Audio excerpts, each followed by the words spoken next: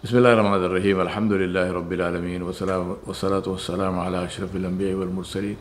Muhammadur Rasulullah sallallahu alayhi wa alihi wa sallam. Tasliman kathiran kathira. My brothers and sisters, we are on the story of Musa alayhi salam. And as I mentioned to you, this is one of the most important stories of the Quran. And the evidence of that, the proof of that is Allah subhanahu wa ta'ala mentioned it so often in His Kalam. The story of Musa alayhi salam is in 28 out of the 30 separas of the Quran, 28 out of the 30 juz of the Quran. And it's a very, very important story. The reason why it's important is because it is because of two reasons. One is that the Bani Israel were the Khaira Ummah, they were the selected people, they were the Muslims of their time, and that Ummah is the one just before us. So what happened to them has a lot of relevance to what we are going through. Secondly, if you look at what the Bani Israel suffered and what they had to deal with, you will find that there is a great deal of similarity between their challenges and our challenges. For example, one of their main challenges was the issue of Pharaoh, the issue of the Pharaoh of Egypt, what they had to undergo, a level of oppression that cannot even, quite literally cannot even be imagined. I mean, the sense of we know the words, but for example, Allah subhanahu wa ta'ala told us that Pharaoh used to slaughter their male children and leave the females, leave the girls, and that's not because he had anything in favor of women, but because he did not see them as a threat. And it's the ultimate sign of slavery that you leave the women, you kill the men. So, and the reason why he was killing the men was because he was trying to find Musa alayhi salam. Now imagine, this is the khudrat of Allah subhanahu wa ta'ala. The magicians and the astrologers and the jyotishis and the munis of Pharaoh, they told him that a male child will be born among the Bani Israel, who will be a threat to your throne and who will overturn your throne and who will, your dynasty will come to an end at the hands of that male child.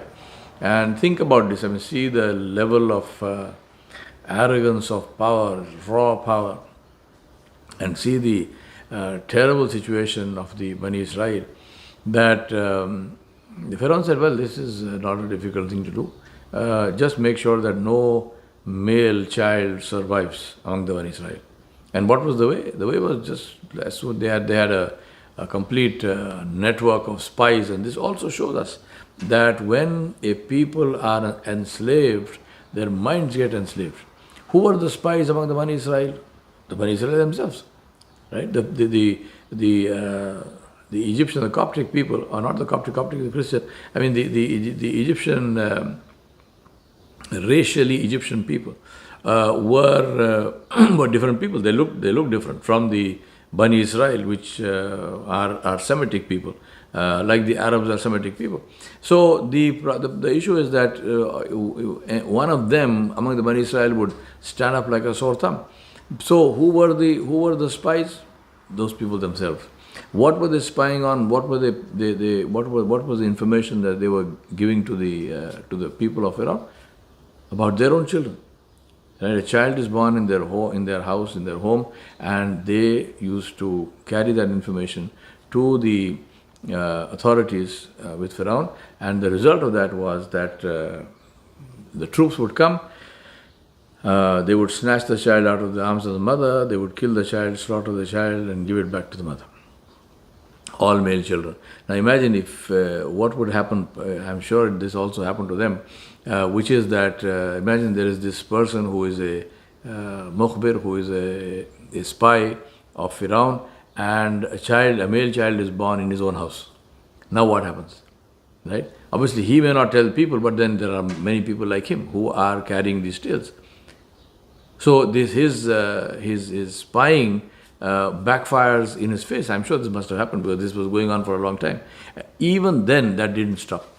So Pharaoh used to do this. So one of the challenges that the Bani Israel faced was dealing with a ruler who was completely evil and who was slaughtering their children, and so completely and terribly oppressive. Number one. Number two. Number two was they were dealing with a ruler who declared himself to be God. Now, it's not just a matter of, semantics, it's a matter of saying the ruler, when he says that he's God, what does it mean? It means that he then said that whatever he said is law, and that his laws are those which will work and everything else has to be discarded. For a people like Bani Israel, who were following the religion of Ibrahim alayhi salam, and Yaqub alayhi salam, and Yusuf alayhi salam, and so on, who all predated Musa alayhi salam. This was another so there was a physical challenge, life threat, and then there was also a spiritual challenge in terms of their religion, which was actually more threatening, because that involved the akhirah. Then there was the challenge, the issue of society, and the example of somebody who went very far astray among the Bani Israel was the example of Qarun, which is the lure of money and wealth at any cost. So here was this man, Qarun, who was a man of Bani Israel, and he was extremely wealthy. Now, how would a person from a slave population become that wealthy? I mean, you can imagine, Allah knows best what kind of activities and what kind of stuff the Qarun was dealing in, and how did he make so much money. Now, Allah subhanahu wa ta'ala says his treasure houses, the bunch of keys for those treasure houses could not even be carried by one person. They were so heavy that they had to be, they needed a group of strong people just to carry the keys to the treasures and the treasure houses, treasuries of Qarun. So this was another challenge, which is that, and the Quran says there were people who, when Qarun used to come out officially promenade, then he would display his wealth and so on and so forth. And there were people who said, we wish we were like Qarun, right? So this Qarun and his wealth and his power. Imagine again somebody with that kind of wealth in a society where he belonged to the subjugated population, he belonged to the enslaved population.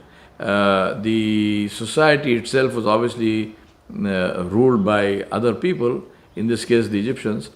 For someone to display that kind of wealth and so on and so forth meant that he was very good with the rulers. Otherwise, he would not be able to do that, right?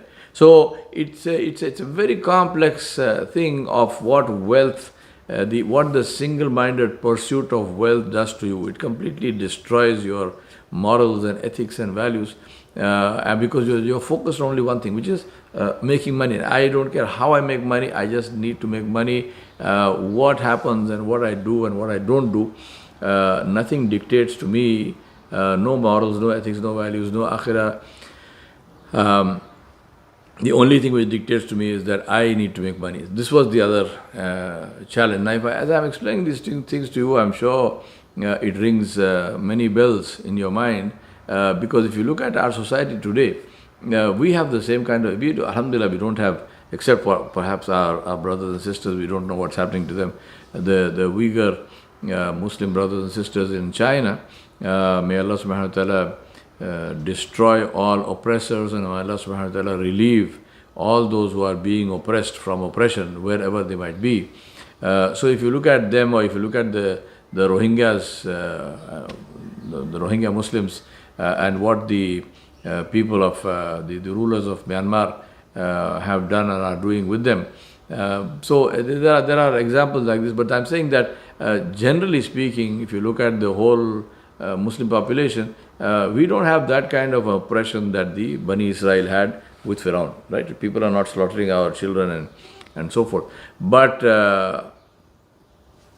suffering from oppressive rulers, different levels of oppression, suffering from that. How do you deal with that? How do you behave in that situation? Challenges to our faith, challenges to our way of worship, challenges to who we worship. We are the people who worship Allah subhanahu wa ta'ala Jalla Jalaluhu alone. We worship our Creator. We do not worship what we created. We worship our Creator. We don't worship gods and goddesses that we created out of our imagination. We don't worship ideologies that we created out of our imagination. We worship the one who created us. And this is a problem for people, for other people. Why do you worship? People are not even willing to leave you alone. They want to make you change who you worship. Of course, you will not change that. I will not change that. But the point is that is another challenge, which is a challenge to our spiritual reality and our spiritual values. And with worship, of course, comes the rest of it, which is, for example, what do you eat, what do you not eat, the different forms of the worship, whether it is salah or hajj or something. So there is a challenge of how do you dress, how do you talk, what's your appearance like. Everything is, if people are oppressing, then there is no limit to their oppression. So this is the second challenge. The third one, which perhaps is more dangerous and more important, is the challenge of wealth, is the lure of wealth at any cost.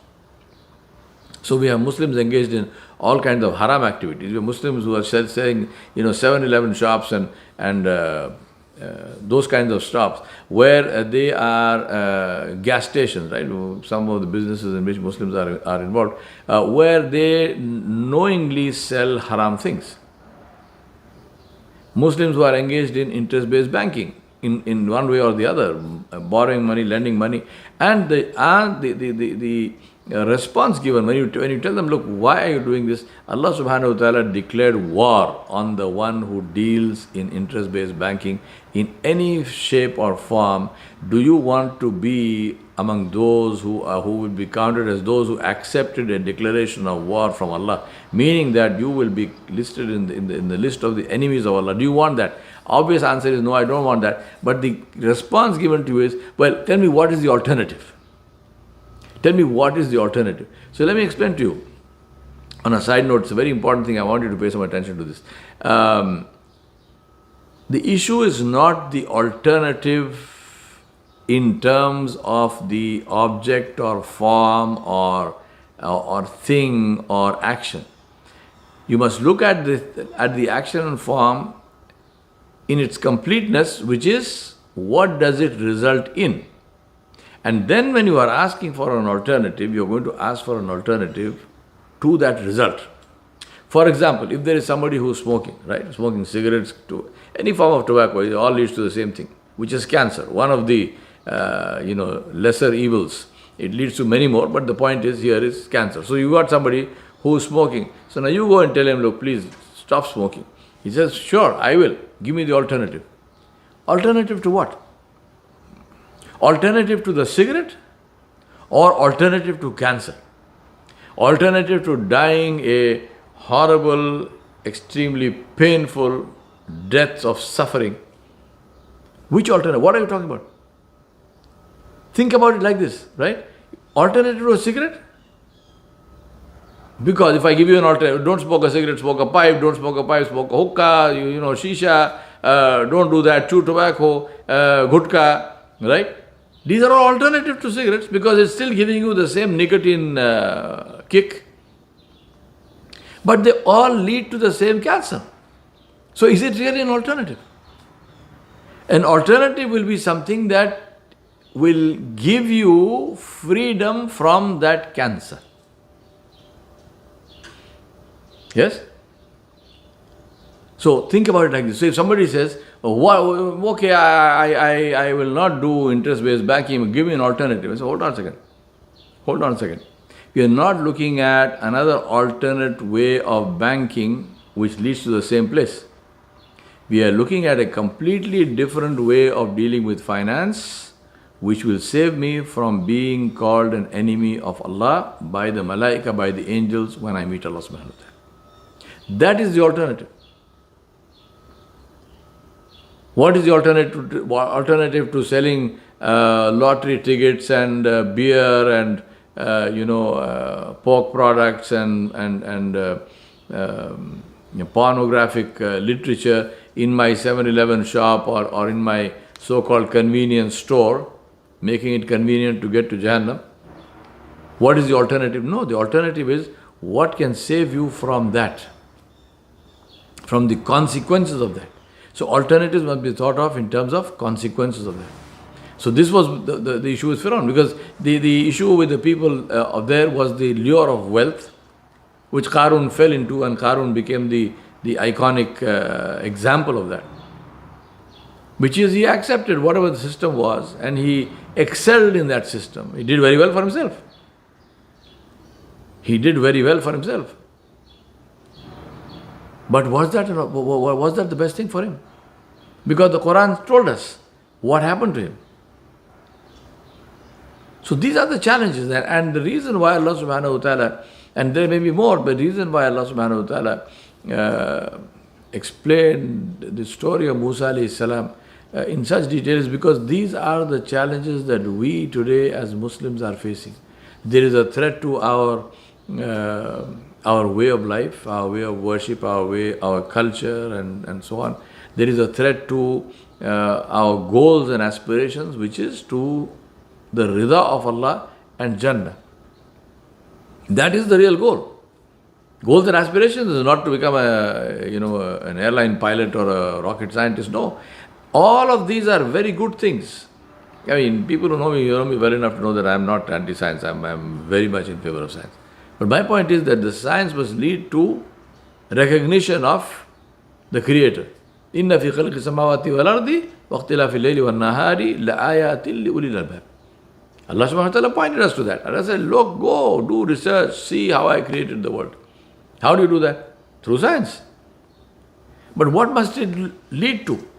It must lead to understanding and knowing and seeing the signs of the Creator. If that is not happening, and if science is making me an atheist, if science is taking me away from Allah subhanahu wa ta'ala, then this is from shaitan. This is not what Allah subhanahu wa ta'ala mentioned in the Quran. If Islam was afraid of science, then these ayat, and there are many such ayat, would not be there in the Quran. The Quran would have told you to keep out of all this. Just obey and have faith, blind faith. No, the Quran says, reflect and think. Don't they think? Don't they reflect? Don't they see? Constantly, Allah subhanahu wa ta'ala is asking these questions. Blindness is not just not seeing. Blindness is not understanding. And that's why Allah subhanahu wa ta'ala says, La ta'amal absar, walakin ta'amal qulubul lati fi sudur. Allah says, it's not that their eyes don't see. It is that their hearts don't see. What is the seeing of the heart? The seeing of the heart is understanding. The seeing of the heart is accepting the truth. So Allah subhanahu wa ta'ala is saying that despite the fact that they see the signs of the Creator in everything, yet their hearts do not accept the Creator. One of the people who I really appreciate and I really love his narrative is David Attenborough, whose knowledge of the natural world and the depth to which and that he's had an opportunity to see it, the kinds of opportunities to go to places and see things that he's had is probably unprecedented because of who he is and his narrative style and so on and so forth.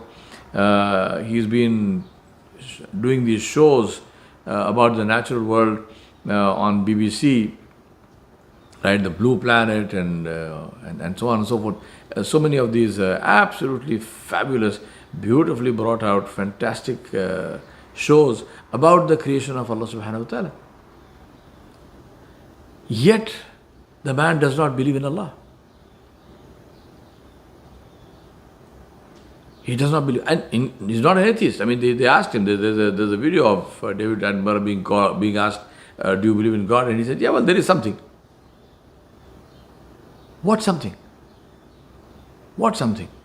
Why is your mind closed to the name Allah subhanahu wa ta'ala?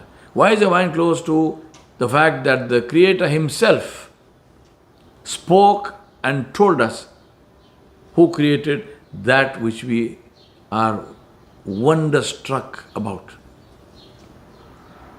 See these orchids behind me. See the incredible beauty of the detail of these flowers. And if you say that this is to attract pollinators. Why the variety? If one design works, that design works.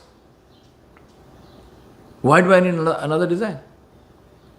I don't want to go into this because there are a million questions which, even if they are asked to the most simple-minded, the most dumb person, will open the eyes. It's not about the eyes, it's about the heart. It's about what we call in Urdu zid, which is insistence on wrong, stubbornness, unwillingness to see the truth when it is in your face.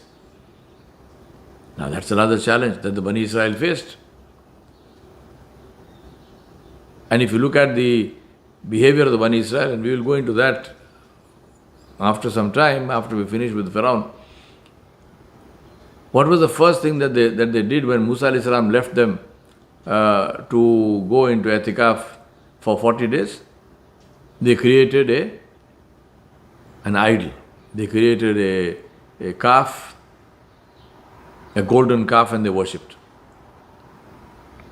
And if you think about this, I have a very good friend who's a rabbi, and I asked him this question. I said, tell me what sense does it make? Here was a bunch of people who had seen the khudrat of Allah subhanahu wa ta'ala. These were people who actually personally witnessed to what happened. When they crossed the sea and they were given freedom from Fir'aun, and Fir'aun was destroyed by Allah subhanahu wa ta'ala, right? The Nabi lived with them, and two Anbiya, Musa alayhi salam and Harun alayhi salam. There were two Nabis there, and they had witnessed the oppression of somebody who they thought was completely invincible, so invincible that they themselves never rebelled against him. There was no revolution of the Bani Israel when they were living in Egypt.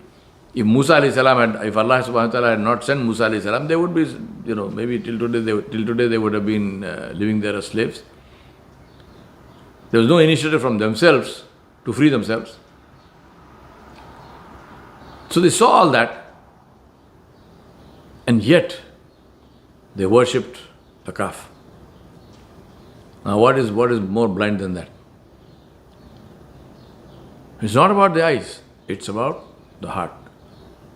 Now, here we were, so we are saying here that these are the challenges, and that's the reason why Allah subhanahu wa ta'ala showed us and told us the story of Fir'aun and Musa alayhi salam in the context of the Bani Israel, so that we open our eyes and we wake up to the fact that these are not only the challenges of Bani Israel. The reason we are being told about these things, is because these are our challenges. And the Quran is showing us ways of dealing with these challenges. So here we had this issue here of what must be done, and as I mentioned in the last class, Allah subhanahu wa ta'ala said in Surah Al-Qasas, Allah subhanahu wa ta'ala said, we will strengthen your arm through your brother and give you both power, so they shall not be able to harm you.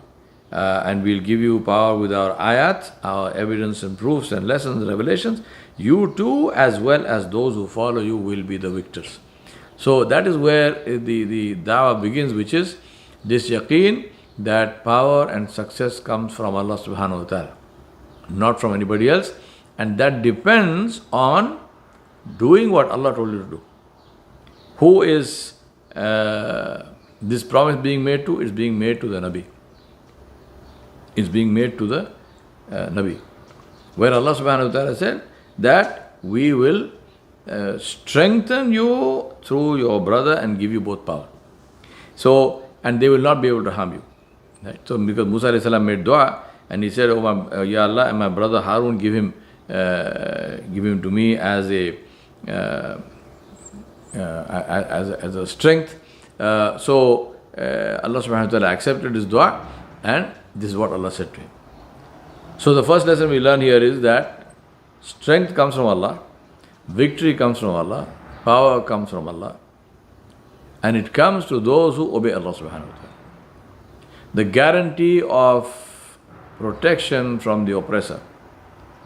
And an oppressor who was apparently all powerful, an oppressor against whom there was no defense. Generations of Bani Israel had not been able to defend themselves or to rebel against or to challenge the oppression of Pharaoh. Despite that, Allah subhanahu wa ta'ala is saying, don't worry about that, He will not be able to harm you. And Allah said, this power will be given to you and your brother, and it will be given to all those who follow you, as long as they follow you, and they will be victors. And then Allah subhanahu wa ta'ala said,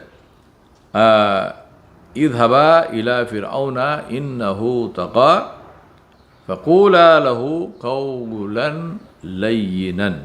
قولا لينا لعله يتذكر أو يخشى. Allah subhanahu wa ta'ala is saying, go both of you to Pharaoh. Verily he has transgressed all bounds and he is a tyrant. And speak to him mildly, speak to him softly. Perhaps he may accept admonition or have khashyat of Allah or fear the anger of Allah. Now again, a lesson for us. Allah subhanahu wa ta'ala knows that the Pharaoh is not going to accept Musa alayhi salam. Whether Musa alayhi salam speaks to him softly or harshly or what, makes no difference. He is not going to accept. Yet, Musa alayhi salam is being told this. Go speak to him softly. Don't be harsh with him. Maybe he will accept. Allah knows. What is the need to say Allah? Allah subhanahu wa ta'ala is training Musa alayhi salam in the art of dawah. How to give dawah. So speak softly irrespective of the opposite party. What you have to say it nicely. Say it softly, say it mildly, don't be harsh, don't yell, don't scream, don't curse.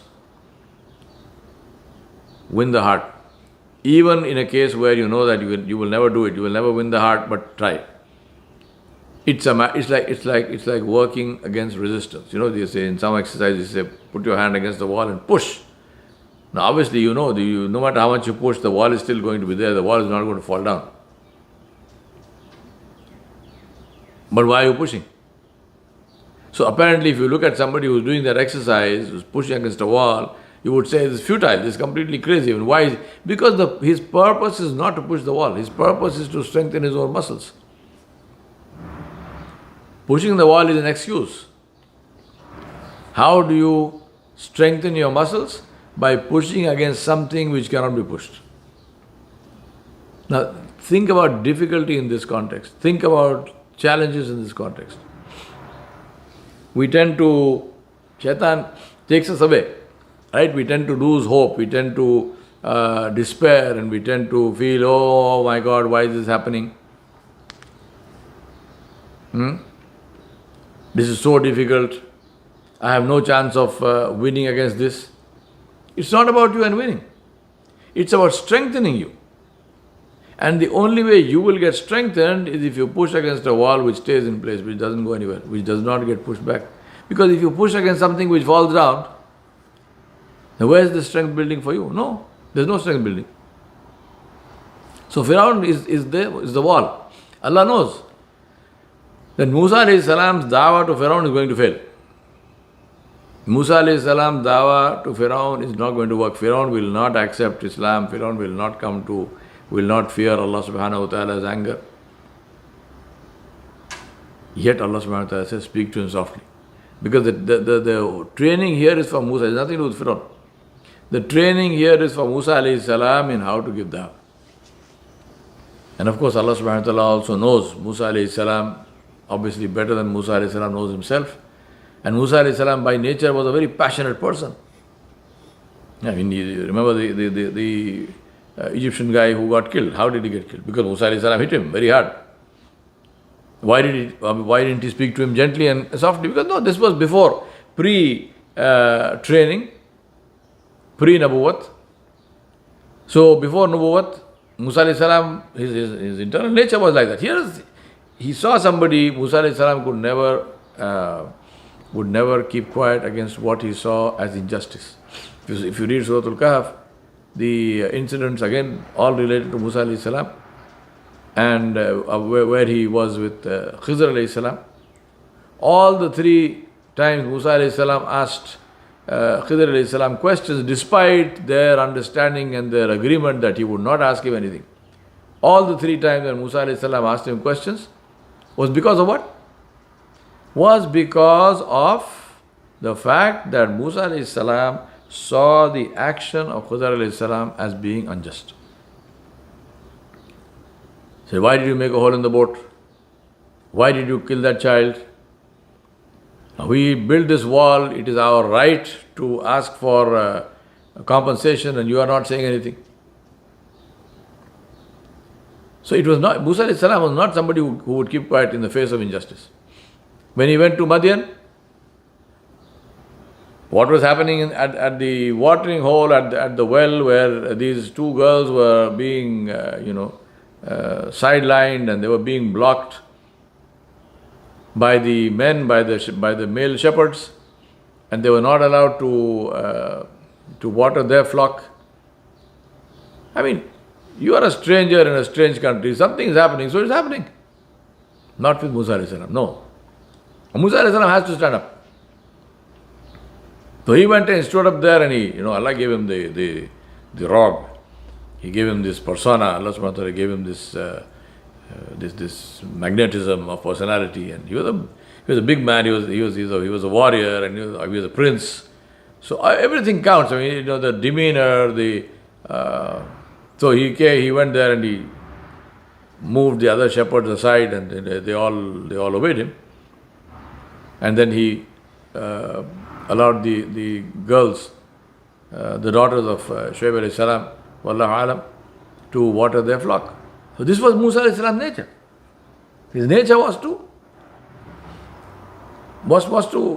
he didn't mince words. I mean, his nature was very direct, and he would be, he was, I don't mean that as a critical comment about a Nabi, but he was hard. So Allah subhanahu wa ta'ala is saying, no, leave all that aside. You have to be soft. You have to be soft. Yes, passionately, you want to say something, say it, but not in that way. Here is somebody who is going wrong. You may want to deal with him in a certain way, but no. Hold yourself back. Become soft. Training for Musa alayhi salam. Think about this in the context of the difficulties that we face in life. And you might say, but this is an impossible situation. Why am I being given that? Think about pushing the wall to build your muscles. You are being given that because the intention there is your muscles. It's not to push the wall down. Nobody wants the wall to fall. Let the wall be there. It's a question of your building the muscles. And one day, if you do that exercise enough and you build your muscles enough, you will be able to free the people from Fir'aun. You will build your muscles enough to push the wall down. But that will happen only with working against resistance. This was the lesson that Musa alayhi salam is being taught. So then when Musa alayhi salam went to Fir'aun, the Fir'aun's action. Now this is if you look at this series of things that people do, this is what happens in the case of dawah. In many cases, it first begins with blaming. So what does Fir'aun do? Fir'aun blamed Musa alayhi salam. He says, look at you, when you were brought up in the palace. I brought you up as a prince. Meaning we paid for you, we did this and so on. Now you are standing against us. Now you are telling me free the Bani Israel and whatnot. You did all this and you killed a person. Now it doesn't matter what the person was doing, you killed the person. Because for a Egyptian guy to oppress one of the Bani Israel, but this was his right. This was his right. He could not be wrong when he's doing that. You should have understood that. But you killed the man. So he's trying to psychologically dominate him through guilt. So Musa alayhi salam, Allah is teaching us what you do with it. Number one, if you made a mistake, accept it.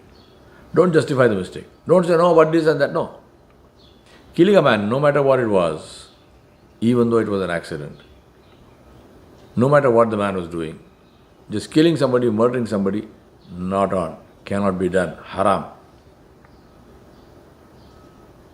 Same rules for the Bani Israel, same rules today for everybody. Just killing somebody, just because you can do it, no. You cannot kill, you just can't kill somebody. Oh, he was doing wrong. Yeah, if he's doing wrong, then you should take him to a court of law. Due process of justice should be followed. He's doing wrong, so you go and take, you become the judge and jury and executioner. No. You can't do that. There is a due process in law. The due process in law should have been followed. You didn't do that. You went and hit the guy, he died. So Musa alayhi salam, first and foremost, if you made a mistake, accept the mistake. Musa alayhi salam said, yes, I killed the person. And he said, with me, I didn't go to kill the person. It was not a deliberate murder. It was not premeditated. It happened. It was an accident.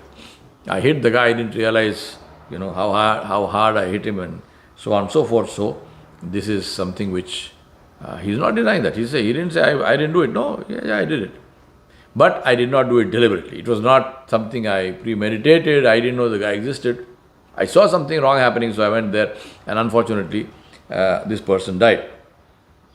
And he says, when I was ignorant, I was ignorant. At that time, I didn't have this wisdom which Allah then gave me.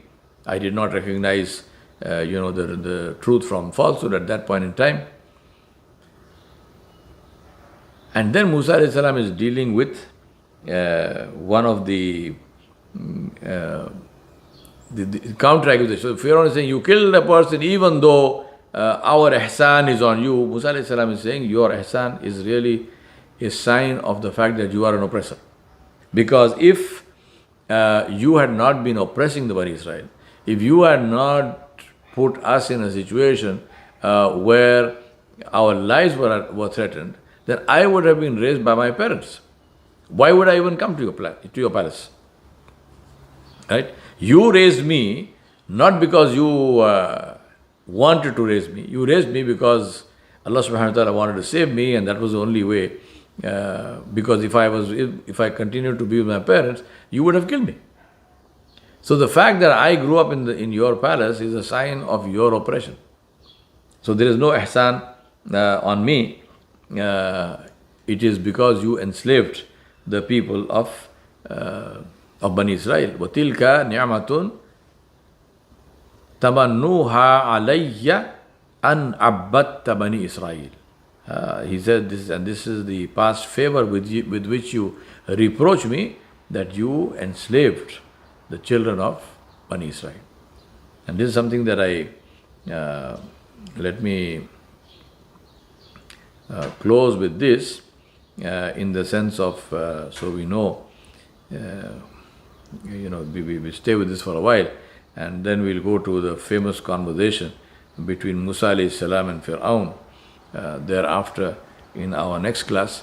So here we are saying here that the importance of the story of Musa alayhi salam is for the lessons we learn. So let us, when we read these surahs, Surah Shura, Surah Taha, and so on, wherever Musa alayhi salam has been mentioned, as I told you, it's mentioned all over the Quran, is to constantly do this exercise and take his story, take bits and pieces from his story and reflect them back into our lives and say, well, how does this apply to me today in my context or as a Muslim, wherever I might be living? Because this story applies, and that is the reason why Allah subhanahu wa ta'ala told us this story in such detail. We ask Allah subhanahu wa ta'ala to enable us to learn from His kalam, to have the courage and the fortitude and the sabr to implement it in our lives, and always, as I mentioned earlier, is to think in terms of alternatives to whatever shaitan tells us, and that alternative must be thought of in its completeness. Not just the thing by itself, but what it leads to. A real alternative is something which will save us from the consequences of whatever we are doing today.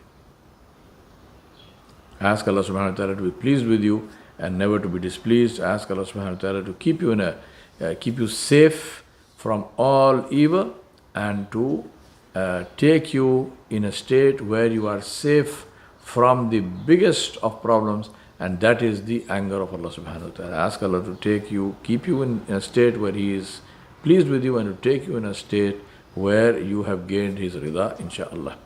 وصلى الله على نبي الكريم وعلى آله وصحبه أجمعين برحمتك يا أرحم الراحمين. والسلام عليكم ورحمة الله وبركاته.